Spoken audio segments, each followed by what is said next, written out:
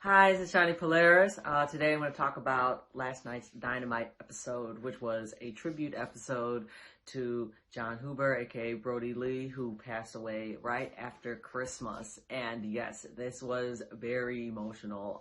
As for me, like when I hear about a celebrity's death, you know, because we don't know them personally, so it never really affected me. I'm like, oh, that's sad, but whatever. The only times that it really affected me, besides this time, I'd say when Paul Walker died and when Chadwick Boseman died. So, I mean, and already you have Chadwick and now Jon, both in 2020. Well, what a crazy year it's been.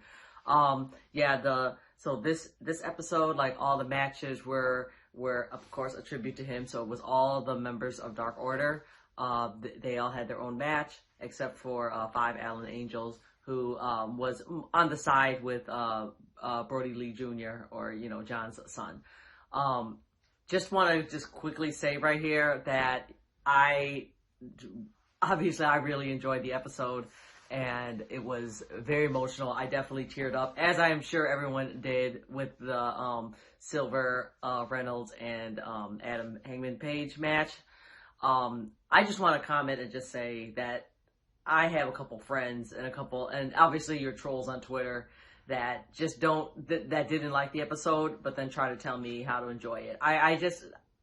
It's how sad is it to become so jaded, or you're such a OG fan that you can't enjoy wrestling anymore. You know, I mean, I've been a huge Star Wars fan for my whole life, and with other fandoms, and it just, every community is just so toxic. It's this episode was not a rating grab or whatever, some sort of ploy to do whatever. I don't know.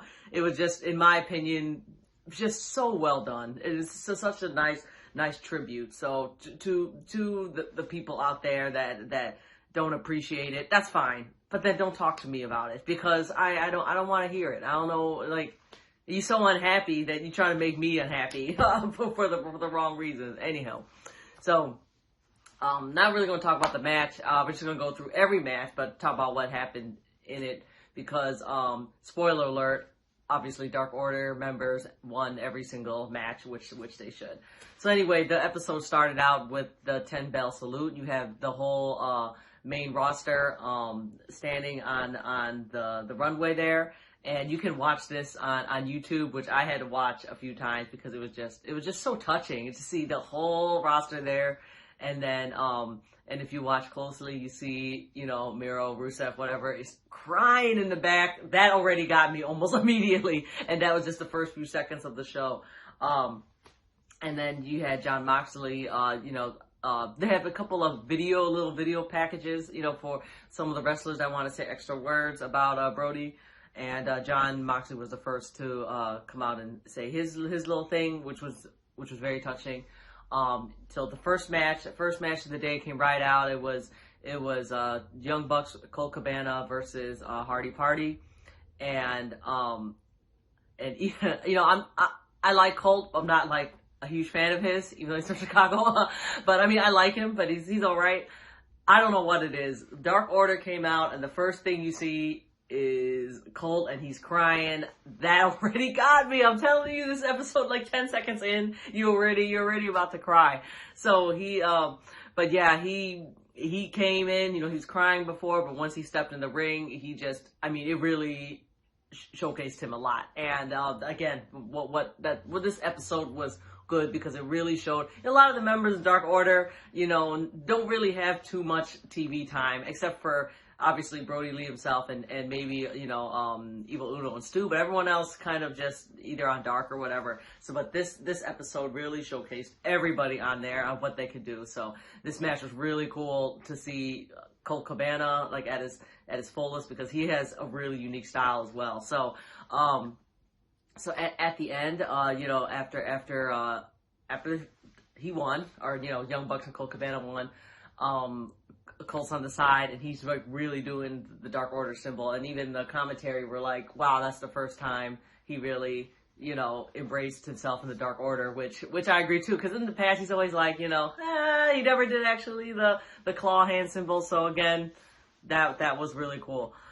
What is it? Yeah. So, and then also during the match, which I enjoyed was Nick Jackson did a move off the ring like he always does, and he lands outside the ring, and then the camera zoomed right into his face, and he's like, "This is for you, Brodie." Like it's just little touches like that. I loved it. What is it? So after the match, you got the Acclaimed. They came out for like a second, and they were going to rap at Dark Order. Then SGU came out and beat them up before they even said a word, and that's how you ended that little segment there. After that, now you had Darby Allin speaking in his little video package.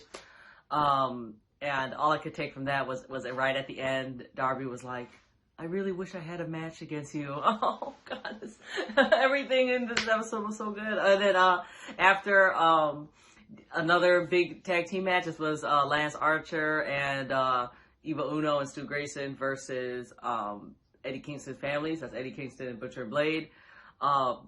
You got Eddie, who is clearly the villain in this match, and he comes out, cutting a promo as he always does, but he only says like 2 lines where she's like, "I love you, brother," and you can almost see him crying as well. And then right after that, he was like, "All right, enough about this good stuff. Dark Order, you suck now since Brodie Lee's gone." And then that's start out with that. So obviously Eddie, who is the main bad guy, just got his ass whooped the whole entire time. I'm a huge fan of Lance Archer, and it just made me even love him more because of his ring gear today. He dressed up as Luke Harper with his like jeans and the wife beater thing. Just obviously overall just a fun little match. And what I really enjoyed was, again, everyone just beating up on Eddie Kingston, and even Jake the Snake got his 2 cents in. He did like a short clothesline onto Eddie, and we got that. So everyone had their hands on him. Then after, there was another video package. It was from several wrestlers. I can't remember right now, but I know Bryce Remsford definitely was the main person to talk on that, and he was crying the whole time. And he was saying like what a great family man and father Brodie Lee was. Again, if you go and watch that on YouTube, you will cry, because Bryce crying on there, like, again, made me cry, and I'm already in tears. Obviously the next match, which it's hard to say because the main event was so good. I will have to say this was probably my favorite match of the night. This was John Silver, Alex Reynolds, Adam Page versus Inner Circle, Santana Ortiz, and MJF. You had John and Alex come out. They both have their like jackets on, and they're looking at the Inner Circle, and they're going like this, and then you can just see they have the papers in there.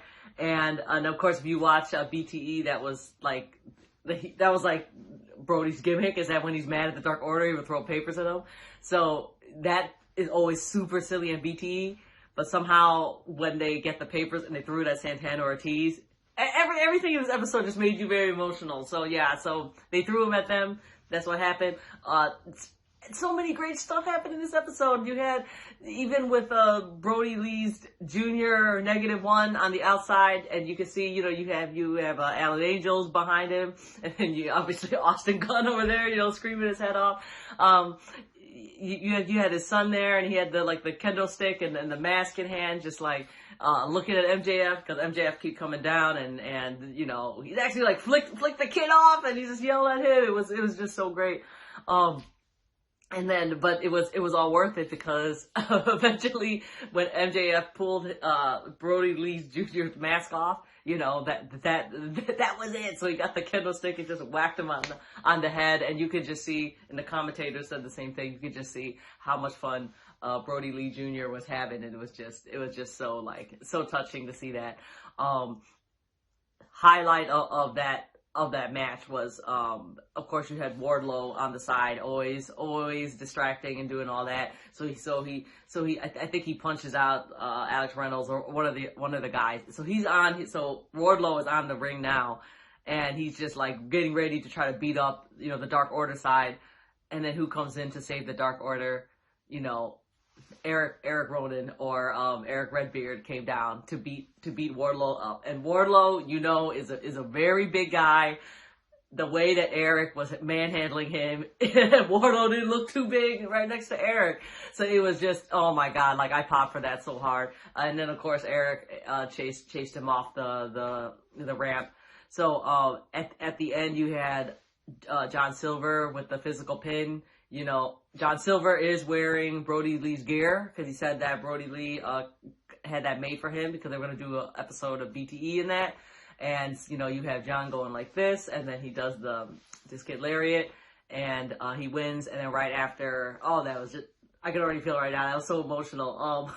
So after he won, you see John, he's just on the ground, you know, like that, and he's crying. And then Eric Rowan comes out with a sign that says, you know, like, I'll see you later, that kind of deal. And it was just, everybody was just straight up crying in the ring. It was like so real. And you hear, I think Jericho on the commentary was like, you know, this is real. This is how we're really feeling right now. It was just like, it was really touching. Again, if you have a second to go and watch this on YouTube, or if you could, I would prefer you to at least watch this whole entire match because it was just so well done. Everything on there was just, in my opinion, perfect match. And then, let's see, what's next? Oh, next, and then you had, Kingston cutting his little, video package. Again, another very emotional moment, because Kingston not only, Kingston can cut promos so good, and he's, you know, and that's just a work, but this time it was real, and he's like about to cry. Again, makes me cry. But then next match, another emotional one. This was the women's match. This was Anna Jay with her tag team partner Tay Conti versus Britt Baker and Penelope Ford. Of course, you had Anna Jay and Tay Conti. They just by themselves. They didn't have Dark Order on their side, you know, on the ring side. But you have Britt Baker and Penelope Ford. They have a whole crew with them. I mean, obviously you have Britt with Rebel, and then Penelope Ford. She has Kip Sabian and Miro on her side. So of course you got them trying to like do all the distractions and whatever, but it was, I could tell from the way that Anna Jay was going in the ring that, I mean, she was really crying. It was just, I mean, just to see her go like this, and then she's like, and then with tears coming down, and I was like, oh my God, she's gonna mess up because she is like in tears. And then Britt Baker just hits her from behind. I don't know why. I thought that was so funny. But of course, at the end, you have Anna Jay put the Queen Slayer on Penelope Ford, and Tay Conti was just kicking everyone else out of the ring so they cannot interfere this. And then of course Penelope taps out. And then at the end, you had both Anna and Tay both crying, hugging each other in the middle of the ring. And then right after that, you had Britt Baker was so mad that she lost. She asked Tony Schiavone to come to the ring so she could do an interview like right now. And as she was doing that, Thunder Rosa came and just kicked her ass. It was great. Like the episode, they try to put a little bit of storyline in it so we can continue on it to like next week or whatever. So the way they did that was great. And again, anytime they try to tie the story in, they still did it very tastefully. And then you had your main, I'm writing notes here, then you had your main event, which was Brodie Lee's Jr. Dream Match. I love this. When they announced this Dream Match online, some of the smart marks and idiot trolls on Twitter were like, this doesn't make any sense. Of course it's not supposed to make sense. This is not about story. This is just what this kid wanted. He basically went and just picked his 3 favorite wrestlers, and they're all in a tag team against Team FTW. So the 3 that he picked was Cody Rhodes, my boy Orange, and 10. And I think that it's so good that Preston Vance 10 got to be spotlighted in such a big way here, because of course you got Cody and Orange. They already main evented many times, but then you had Preston here, who like he looked so good like in this, and I'm glad they gave him a lot of the time in the ring to show what he can do, because he has, you know, like I said, he's a big guy, he has a great look, and you know, highly recruited by Brodie Lee too. and every, like, the match at the end, you know, when they're beating up FTW, all three guys landed their, like, finishing moves, and then you had 10 landed, like, the Brodie bomb, and then so Preston, he had the physical pin, and then you got that. Right after that was the little, I guess you could say, tribute, the ending tribute video package, whatever. I don't know what it is, but it was that was so, it was extremely emotional for that. I mean, again, go watch it on YouTube, because I cannot stress enough how beautiful this was. So at the end, you have Cody Rhodes. He's you know, in the ring with Brodie Lee's family, with Tony Khan there, and then of course 10 was there too to escort the wife and the kids out, and they gave Brodie Lee Jr. he had Brodie Lee's boots, and they put it in the middle of the ring. Cody had the purple bandana, put it you know, on the boots, spotlighted it. They just did, you know, kind of like look like kind of a moment of silence thing.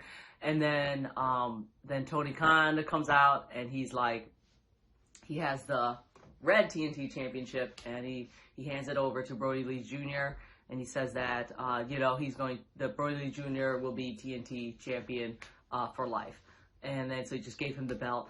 From what I've said, what I've read on Twitter, and I think this is what Tony Schiavone said, that they're going to retire the design, not the TNT championship. So Darby Allin's still your championship, but they're going to make a new belt. So that red belt will be forever Brodie Lee's, which is great. And then after the last thing, they had like the music video packages where they had all these pictures of Brodie Lee throughout his career. And what I really liked was a lot of these photos were from WWE stars, because of course, you know, Brodie or Luke Harper was in WWE for many years.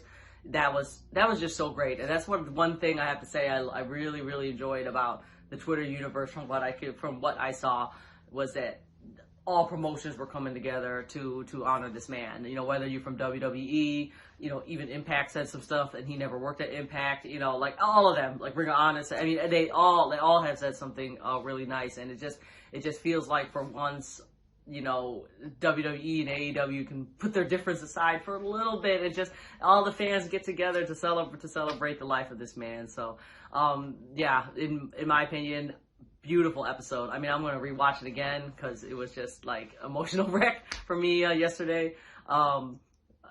Yeah, it was just great. So, also on Shop AEW or Pro Wrestling Tees, you could buy, which I will do very soon, you could buy their tribute shirt, and all the proceeds will go to Brodie Lee's family. I think a few wrestlers are doing the same, so CM Punk, I think Mick Foley too, maybe a few others. If you buy any of their shirts, they will donate their proceeds to his family. So that is very cool. Just to tell you the amount of support that he had, Pro Wrestling Tees posted saying that Brodie Lee's tribute shirt have sold more shirts in one day than Sting's, and Sting's sold a lot of shirts. And then the most amazing thing was Orange Cassidy was the #1 shirt seller, and he had sold more shirts than Orange Cassidy in a whole year. That's crazy. I mean, that's awesome to show everyone in support of this. So, yeah, go get that shirt on shopaew.com, and of course,